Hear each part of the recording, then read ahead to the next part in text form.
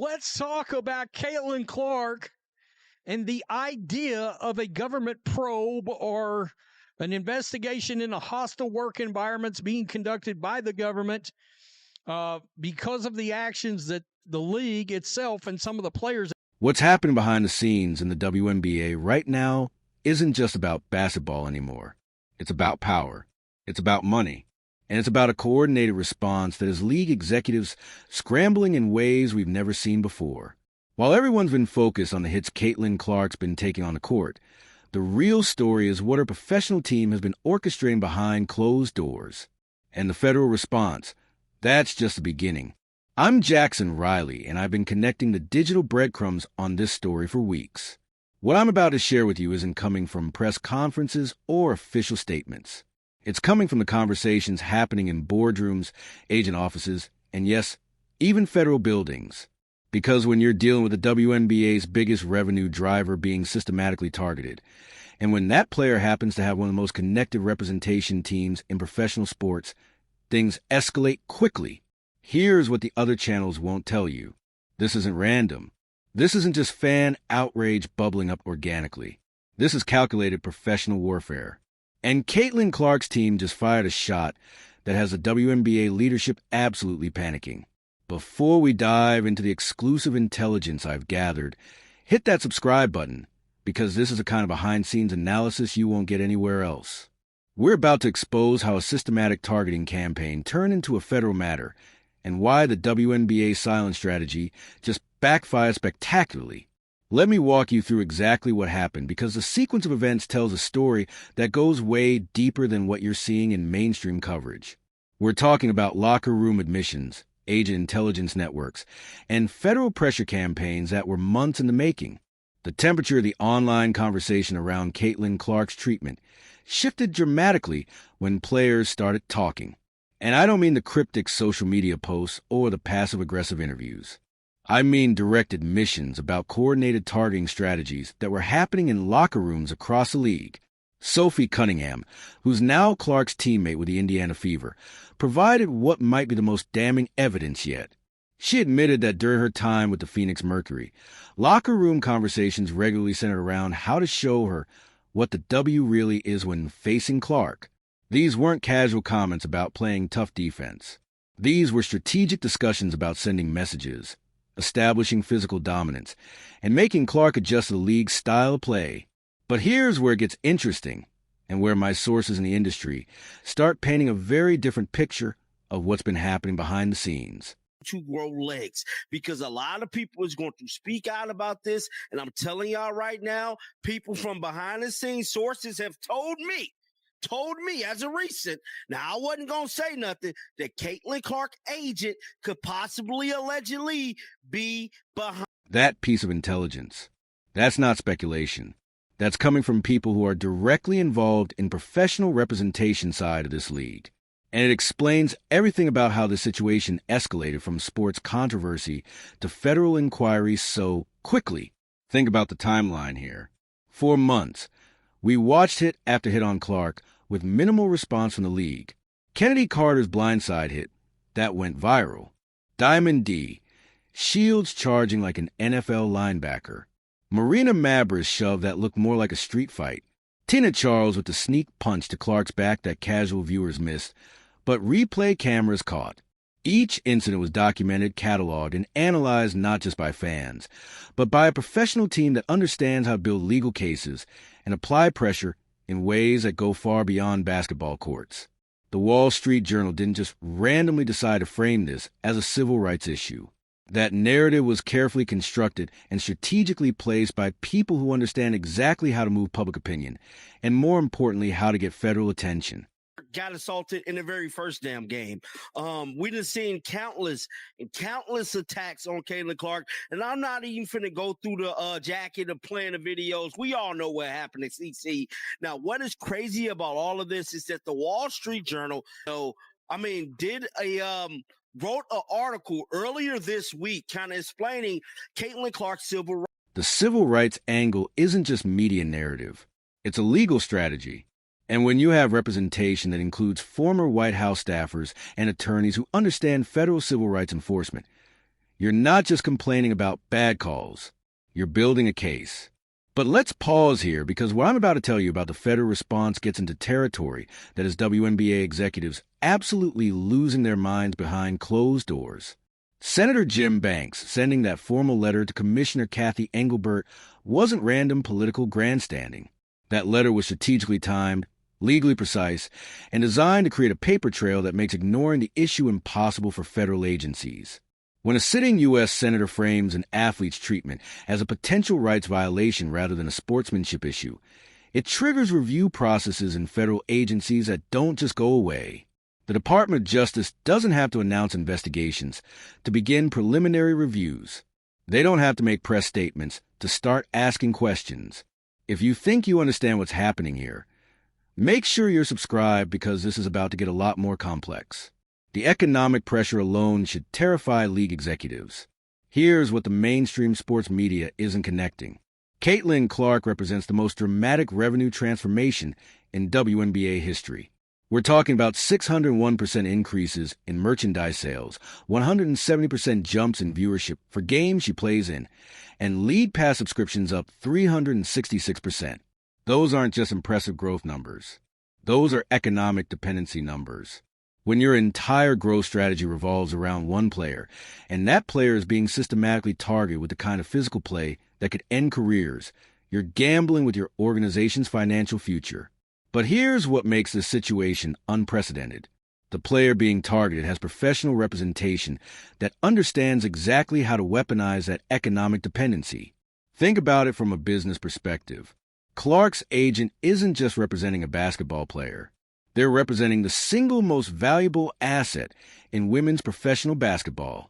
When that asset is being damaged through coordinated targeting that the league refuses to address, you don't just file complaints with league offices. You escalate to authorities who have the power to compel action. The WNBA's leadership vacuum around Commissioner Kathy Engelbert created the perfect storm for this kind of professional escalation. Every time she chose silence over action, she handed Clark's representation team more ammunition for their case, that the league is unwilling or unable to protect their client. Let me paint you the picture of what's really happening here, because the pattern becomes obvious once you start connecting the dots. Rebecca Lobo, the ESPN analyst and former WNBA star, didn't mince words when she pointed out that every single one of the controversial plays involving Clark will be called fouls under normal circumstances. That's not opinion. That's professional analysis from someone who understands the game at the highest level. But here's the intelligence that changes everything. The selective enforcement isn't accidental. The temperature conversations in referee circles, in league offices, and in team management has been influenced by a culture that views Clark's rapid rise in massive popularity as somehow needing to be managed through allowing increased physical play. That cultural dynamic, that's exactly what federal civil rights enforcement is designed to address. When workplace treatment differs based on characteristics like race, gender, or in this case, the intersection of identity and popularity, it creates legal vulnerability that experienced representation teams know exactly how to exploit. The player ballot for all-star voting tells you everything you need to know about the cultural dynamics at play here. Despite Clark receiving over 3 million fan votes, a league record, she ranked 9th among guards in player-only voting. Dick Vitale called it what was absolutely pure jealousy. But jealousy in professional sports isn't just personal drama. When it translates into coordinated physical targeting and selective rule enforcement, it becomes a legal issue. What's happening now is that Clark's professional team has successfully elevated this from an internal league matter to a federal concern. And the beautiful thing about federal attention is that it doesn't operate on the WNBA's timeline or according to their preferred narrative control strategies.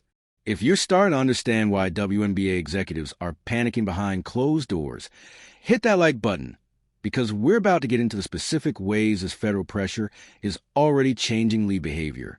The identity politics dimension of this controversy is something most sports analysts are afraid to touch, but it's absolutely central to understanding why the federal angle has so much traction. Caitlin Clark is a straight white woman in a league that is predominantly black and openly LGBTQ+.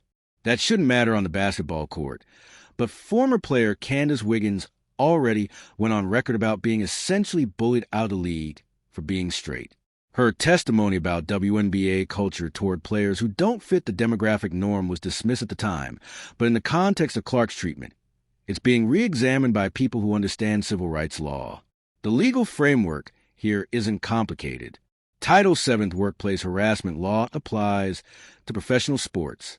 If treatment differs based on protected characteristics and race, sex, and sexual orientation are all protected, then you have a foundation for federal civil rights enforcement. Clark's representation doesn't need to prove intent. They just need to demonstrate impact. And when you have video evidence of systematic targeting, statistical analysis showing she leads the league in flagrant fouls drawn by almost double any other player, and player admissions about coordinated locker room strategies, the impact case builds itself. But here's what really has league executives terrified: the discovery process. If this ever reaches federal investigation or litigation, lawyers get the power to subpoena emails, text messages, and internal communications from team staff, referees, and league executives. Imagine what might come to light if there are messages discussing whether or not to penalize players for hitting Clark, or debates about the optics of suspending popular veterans for fouling the league's new star. Those private conversations, once public, could do irreparable damage to the WNBA's carefully constructed image as a league of empowerment and equality. The mainstream entertainment penetration of this story is something competitors aren't tracking, but it's absolutely crucial for understanding the pressure building on the league. When Jimmy Fallon goes on late-night television and says, "Protect Caitlin Clark at all costs," this issue has moved beyond sports media into general pop culture awareness.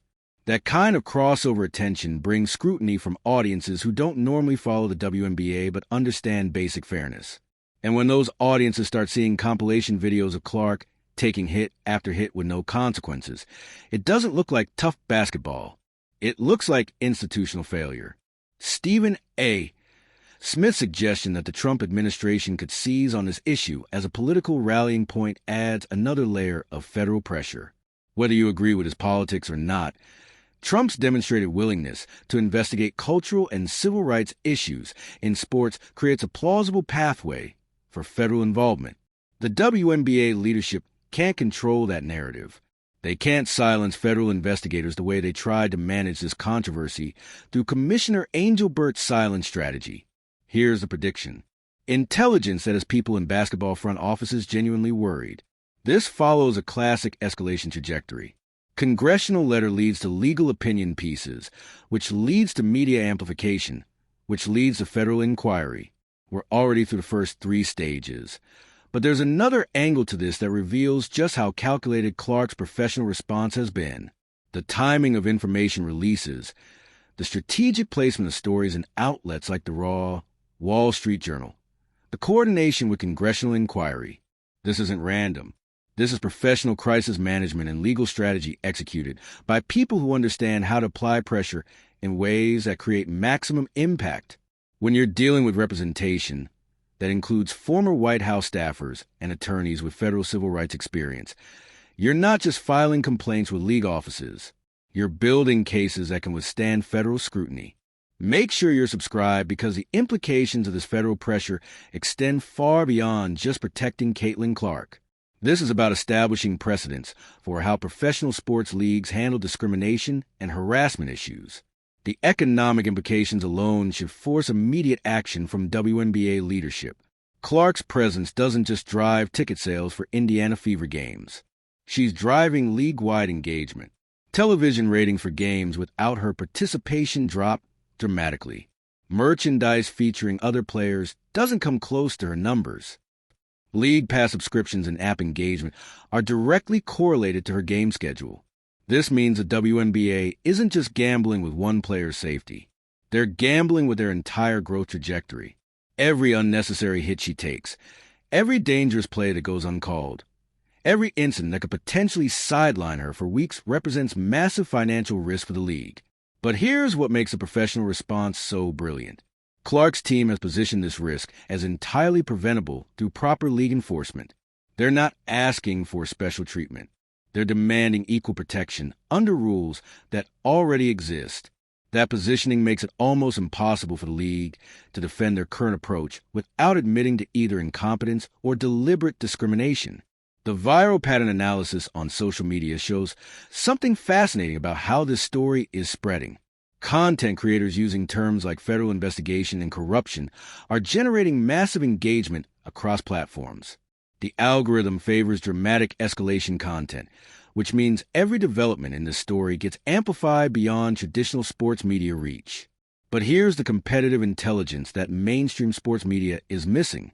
Established outlets are treating this story with more skepticism than independent creators, creating a credibility gap that allows digital investigators like myself to position ahead of traditional coverage. The temperature of the online conversation has shifted from fan outrage to legal analysis, with lawyer-generated content explaining Title VII implications gaining serious traction. This isn't just angry basketball fans anymore. This is people who understand federal civil rights enforcement discussing whether the WNBA has created legal liability. That shift in conversation tone is exactly what Clark's professional team needed to transition this from sports controversy to federal concern. The pattern of player admissions creates a documented trail that's nearly impossible for the league to dismiss.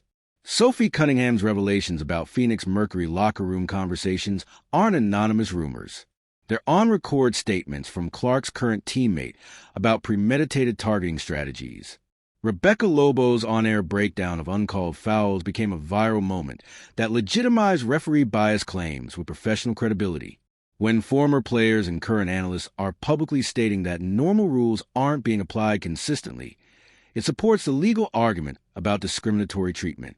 The all-star voting results provide statistical evidence of peer resentment that correlates with a targeting pattern.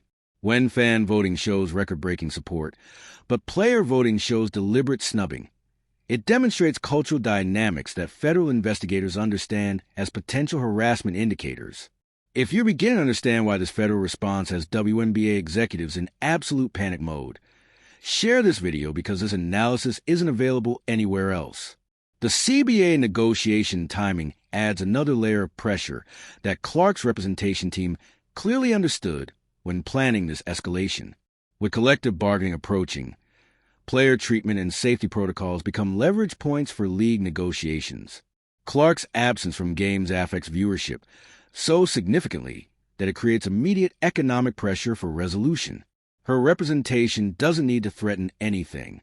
They just need to point out that federal investigations and ongoing controversy aren't conducive to sponsor confidence or television deal negotiations. The WNBA finds itself in a position where they can't ignore federal pressure, can't control the narrative timeline, and can't risk further economic damage to their growth trajectory. But here's the intelligence that really reveals the sophistication of this professional response. The legal framework being applied goes beyond sport-specific regulations into federal workplace protection laws that have much stronger enforcement mechanisms. Title VII workplace harassment law, Equal Employment Opportunity Commission precedents, federal civil rights enforcement. These aren't basketball rules that league officials can interpret subjectively. These are federal laws with serious consequences for organizations that fail to provide equal protection. The Wall Street Journal's decision to publish Sean Land's legal analysis wasn't just opinion journalism. It was strategic placement of sophisticated legal arguments in mainstream business media where sponsors, investors, and federal officials pay attention. McLean's credentials as a former White House staffer with legal background lent credibility to civil rights arguments that transformed this from fan complaints into legitimate federal concern. Dave Portnoy's emergence as a major amplifier through Barstool Sports demonstrates how this story is reaching demographics that don't traditionally follow WNBA coverage. His platform brings different audiences who care about fairness and institutional integrity beyond basketball specifics.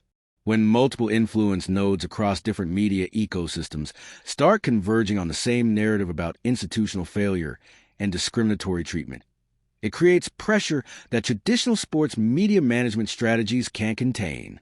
The prediction timeline suggests we're approaching a critical decision point for WNBA leadership. Federal attention rarely de-escalates without concrete action. Congressional letter creates paper trails that require responses. Legal opinion pieces in major publications establish frameworks that federal agencies use for evaluation. Commissioner Engelbert's continued silent strategy at this point isn't just ineffective, it's actively damaging to the league's position. Every day, without decisive action, provides more evidence for arguments about institutional indifference to discrimination and harassment. The beauty of Clark's professional response is that it forces the league into a position where any action they take now looks reactive rather than proactive. They had months to address this through normal channels, and they chose silence and inaction. Now they're facing federal pressure, sponsor concern, and economic risk that could have been avoided through basic rule enforcement and player protection. Here's what I'm watching for next, because the escalation pattern suggests several possible developments that could happen quickly. First, if federal agencies begin preliminary reviews, the WNBA will face pressure to implement immediate policy changes to demonstrate good faith effort at addressing systemic issues. Second, sponsor nervousness could accelerate if controversy continues to overshadow basketball coverage. Brands associate with excellence and inspiration, not discrimination and institutional failure. Third, CBA negotiations provide a natural pressure point where these issues become leverage for broader league reform around player protection and treatment standards. The competitive landscape analysis shows that content creators who position ahead of this federal angle are being validated, while mainstream sports media that dismiss civil rights concerns are looking reactive and out of touch. If you want to stay ahead of developments in this story, make sure you're subscribed with notifications on, because federal investigations move on different timelines than sports media cycles. The ultimate irony here is that protecting Caitlin Clark was never about giving her special treatment. It was about applying existing rules consistently and maintaining professional standards that legitimate sports leagues require.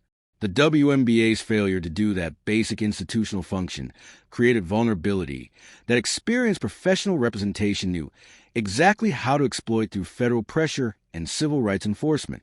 This isn't going away. Federal attention, once activated, doesn't operate according to sports media cycles or league preferences. Congressional inquiries create documentation requirements. Legal frameworks establish evaluation criteria. Economic pressure demands resolution. Clark's professional team has successfully elevated this beyond basketball into territory where the WNBA can't control the narrative, can't dictate the timeline, and can't ignore the pressure. What started as complaints about officiating has become a federal concern about discrimination and institutional failure.